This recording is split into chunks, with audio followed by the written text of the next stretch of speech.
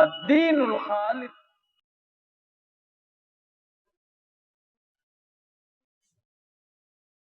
السلام علیکم ورحمۃ اللہ وبرکاتہ.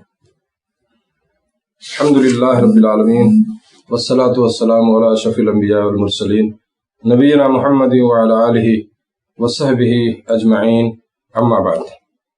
محترم ناظرین کرام، دینی بھائیوں، عزیز ساتھیوں، اسلامی خواتین، آج بتاریخ 1 محرم الحرام سن 1442 ہجری مطابق 20 اگست سن 2020 عیسوی، ہدایہ نیپال کے دعوتی پیج سے ایک بار پھر آپ لوگوں کی خدمت میں حاضری کا موقع ملا ہے.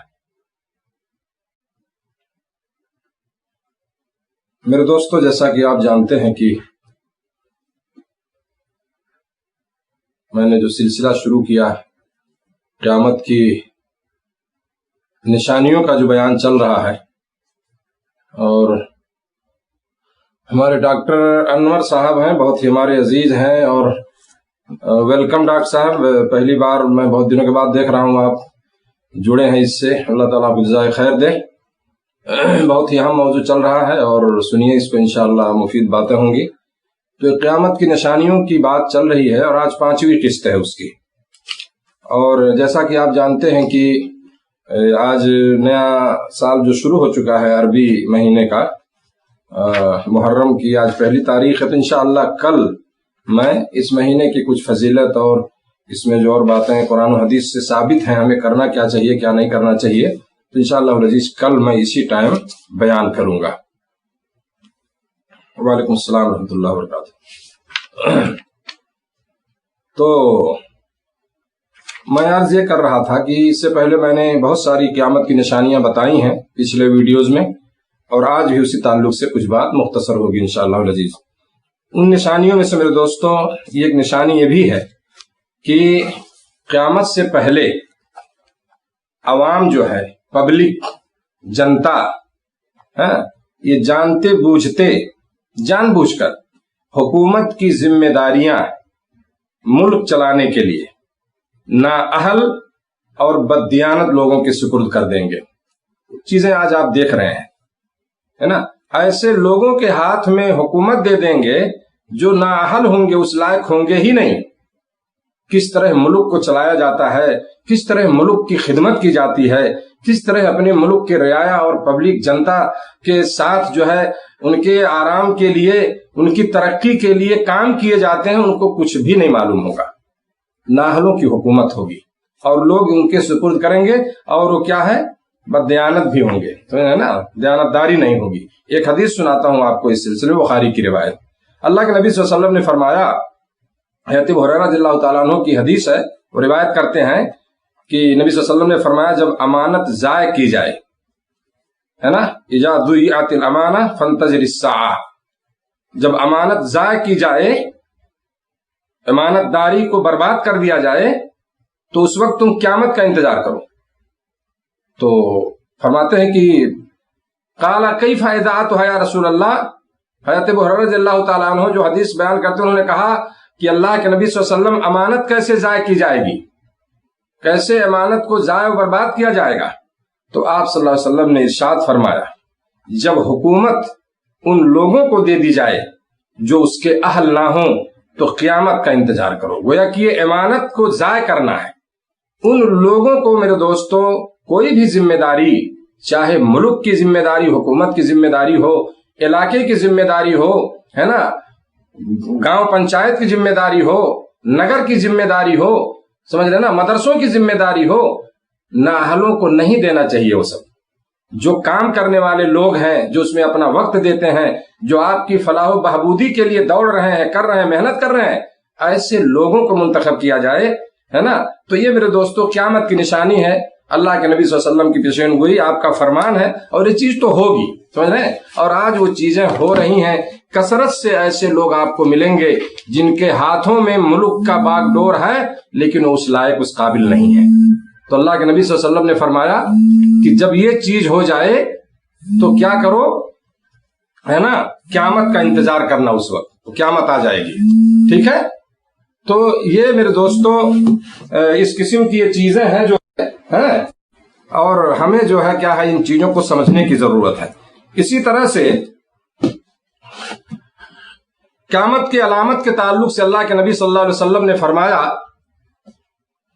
کہ دنیا سے محبت اور موت سے نفرت ہو جائے گی لوگوں کو، دنیا سے محبت ہوگی اور موت سے نفرت پیدا ہو جائے گی، ہے مسلمانوں میں یہ چیز ہوگی، ہے نا، دنیا سے محبت لوگ کریں گے اور موت سے نفرت کریں گے، نتیجہ یہ ہوگا کہ کافر جو ہے وہ مسلمانوں پر چڑھ دوڑیں گے۔ ایک حدیث سنیے اس سلسلے میں، ابو داؤد کی صحیح روایت ہے، حضرت ثوبان رضی اللہ تعالیٰ عنہ فرماتے ہیں، صحابی ہیں، کہ رسول اللہ صلی اللہ علیہ وسلم نے فرمایا ان قریب امتیں، یعنی مراد کافر امتیں، تمہارے اوپر چڑھ دوڑنے کے لیے ایک دوسرے کو اس طرح بلائیں گی جس طرح کھانے والے ایک دوسرے کو دسترخوان کی طرف بلاتے ہیں، ایک جٹ ہو جائیں گے سب، ہے نا، آپ پہ چڑھ دوڑیں گے، آپ پہ حملہ ہوگا، آپ کے ایمان پر، آپ کے عقیدے پر، آپ کی عبادت گاہوں پر، سمجھ رہے ہیں نا، قرآن پر، ساری چیزوں پر۔ اور وہ لوگ ایسے نہیں، دوسروں کو بھی بلائیں گے، جیسے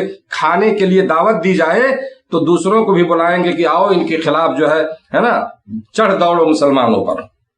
ایک آدمی نے عرض کیا شاید اس وقت ہم تعداد میں کم ہوں گے، نے کہا کہ شاید ہماری تعداد کم ہو، تو آپ صلی اللہ علیہ وسلم نے فرمایا نہیں، بلکہ تم کثرت میں ہوگے، تمہاری تعداد بہت زیادہ ہوگی، لیکن تمہاری حیثیت، آگے جملہ سنیے، تمہاری حیثیت پانی کے اوپر بہنے والی جھاگ کی مانند ہوگی۔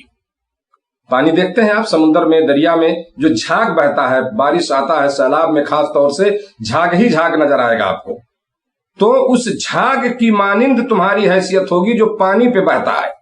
اللہ تعالیٰ تمہارے دشمن کے دلوں سے تمہارا روب ختم کر دیں گے، تمہارا جو ڈر ہے ان کے دل میں وہ ختم ہو جائے گا، ان کا وہ جری ہو جائیں گے، سمجھ رہے ہیں، اور تمہارے دلوں میں وہن پیدا فرما دیں گے۔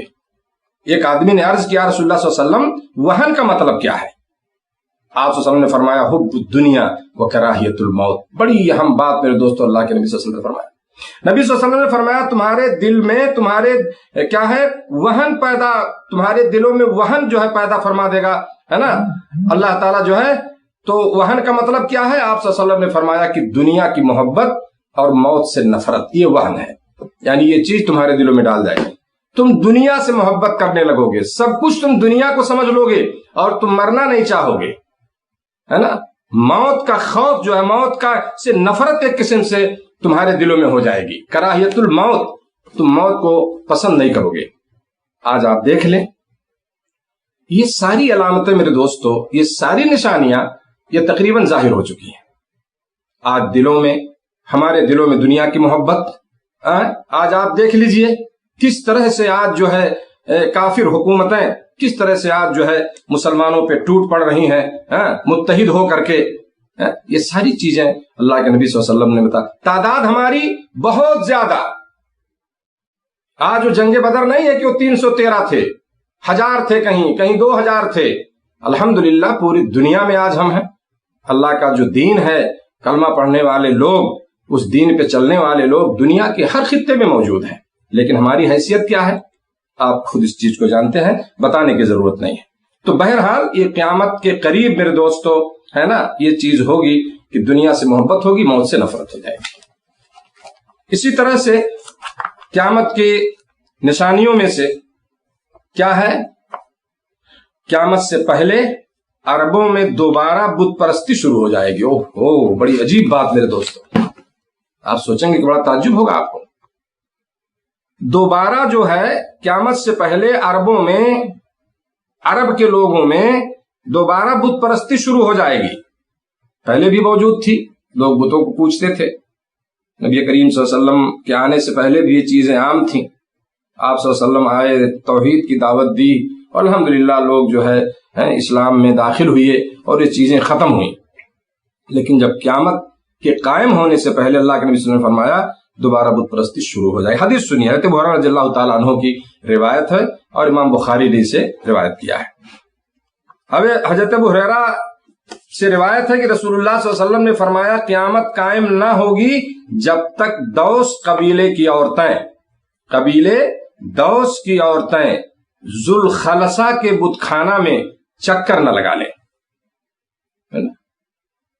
کیا مطلب سمجھا آپ نے اس سے؟ یمن میں ذوالخلصہ ایک مقام ہے، وہاں پہ قبیلے دوس کا بت تھا، جس کا جو ہے یہ مشرکین زمانے جاہلیت میں طواف کیا کرتے تھے. وہ چیز پھر لوٹ آئے گی، سمجھ رہے نا؟ یمن میں ہے نا ذوالخلصہ کے مقام پر قبیلے دوس کا بت تھا. اسی چیز کو اللہ کے نبی صلی اللہ علیہ وسلم نے اس میں اشارہ کیا ہے کہ یعنی بت پرستی پھر شروع ہوگی، اور اس ذوالخلصہ کا جو جس کی طواف جس کا ہوتا تھا زمانے جاہلیت میں، پھر جو ہے قیامت سے پہلے قبیلے دوس کی عورتیں کیا ہے اس کی چکر لگائیں گے جو ہے. تو اس سے معلوم ہوا کہ یہ بت پرستی پھر ایک بار جو ہے شروع ہو جائے گی عربوں کے اندر. اسی طرح میرے دوستو بعض عرب قبائل بتوں کی عبادت شروع کر دیں گے اور بعض قبائل مشرکوں کے ساتھ مل جائیں گے. ابن ماجہ کی ایک روایت میں آپ کو سناتا ہوں. یہ سب قیامت سے پہلے کی بات، یہ نشانیاں قیامت کی. حضرت ثوبان رسول اللہ صلی اللہ علیہ وسلم کے آزاد کردہ غلام ہیں، ان سے روایت ہے کہ رسول اللہ صلی اللہ علیہ وسلم نے فرمایا مجھے اپنی امت کے بارے میں گمراہ کرنے والے حاکموں کا سب سے زیادہ خوف ہے.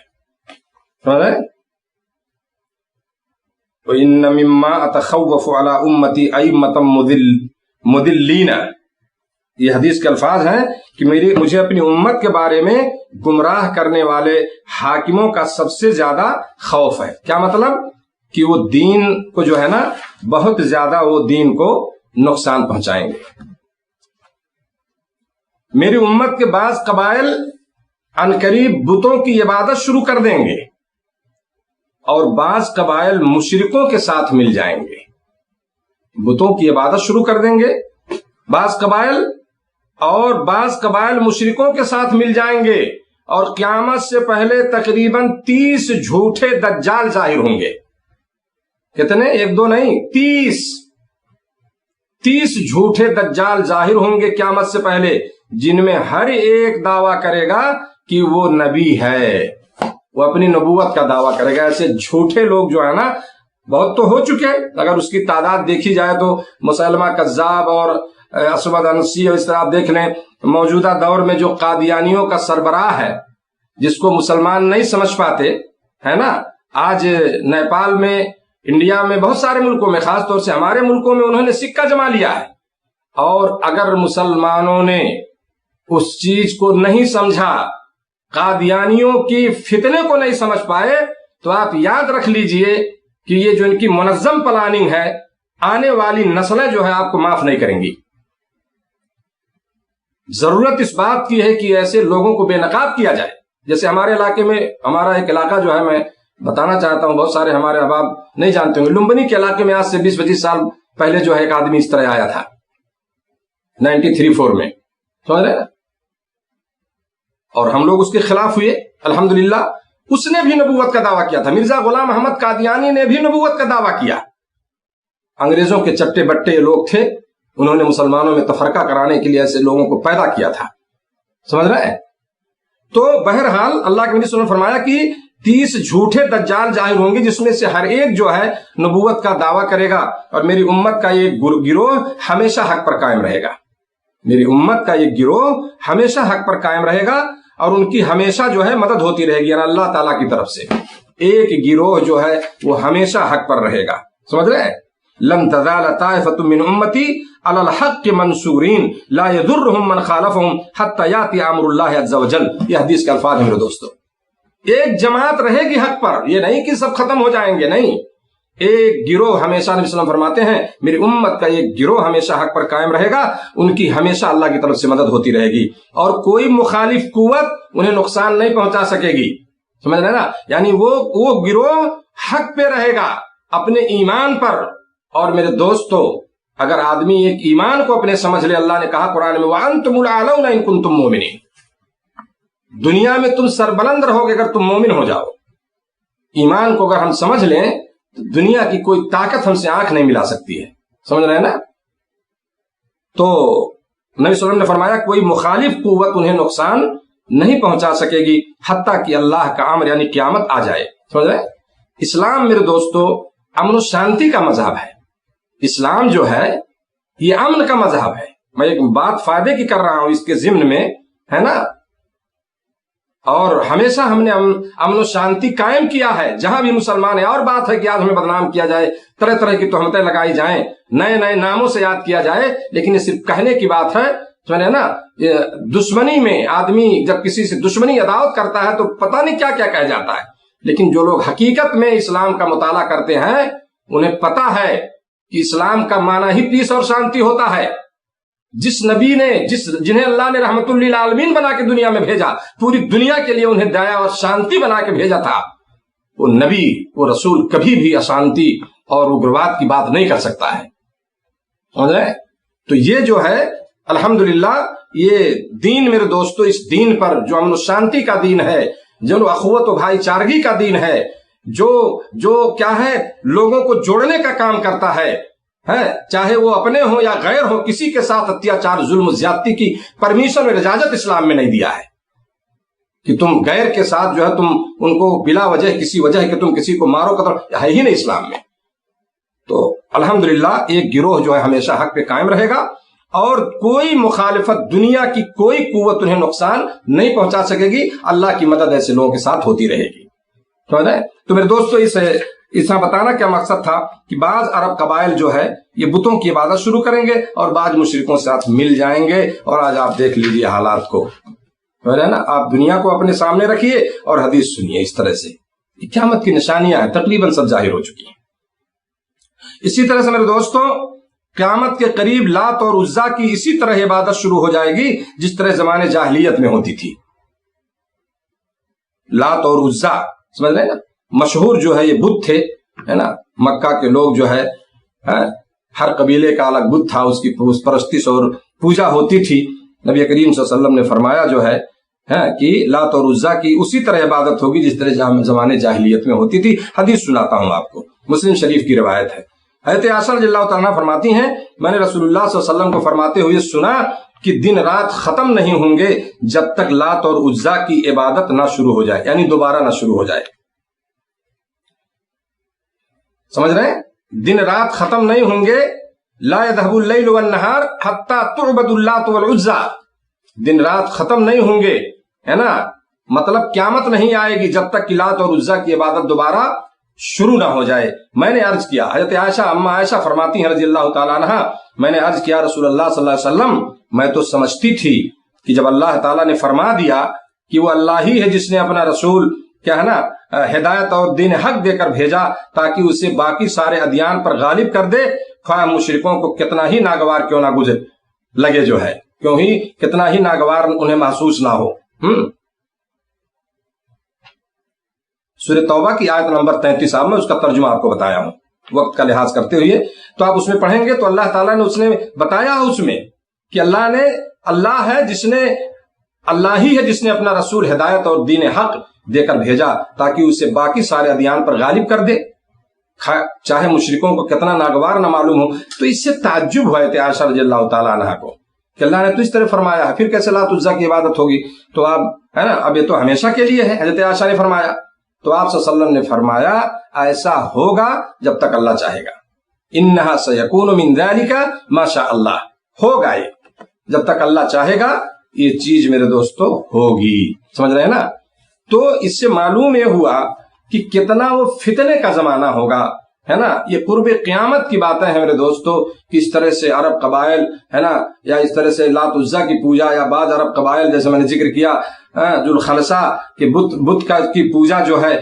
تو یہ ساری چیزیں کیا ہیں، یہ قیامت سے پہلے ہوں گی. یہ اللہ کے نبی صلی اللہ علیہ وسلم کا فرمان ہے. اور یہ نشانیاں جو آپ نے بتائی ہیں میرے دوستو، آج آپ دیکھ لیں کہ بہت ساری چیزیں جو ہے ان میں کیا ہے ظاہر ہو چکی ہیں. سمجھ رہے ہیں نا. تو بہرحال جو ہے یہ چند باتیں تھیں میں نے جو آپ کے سامنے ذکر کی جو ہے اور انشاءاللہ العزیز جو ہے پھر یہ بیان رہے گا. میں چاہتا ہوں کہ بہت لمبا بیان نہ ہو تاکہ آپ لوگوں کو یا اور اخوان کو سننے میں زیادہ جو ہے مطلب اس طرح سے کوئی گرانی محسوس نہ ہو. آدمی مشغول ہوتا ہے. تو بہرحال میں چاہتا ہوں چھوٹی چھوٹی اس طرح سے کلپوں انشاءاللہ کوشش کروں گا کہ میں موضوع کو بہت ہی جلد میں سمیٹ لوں اور ساری باتیں جو ہے آ جائیں، کوشش یہ میری، تاکہ یہ چیزیں میرے دوستوں کیا ہے لوگوں کو پتہ چلیں، ہے نا۔ بہت ساری چیزیں ہم سن لیتے ہیں، سمجھ لیتے ہیں، نماز پڑھو، روزہ رکھو، حج کرو، زکوٰۃ دے کرو، یہی تقریر، یہی ساری چیزیں، ہے نا۔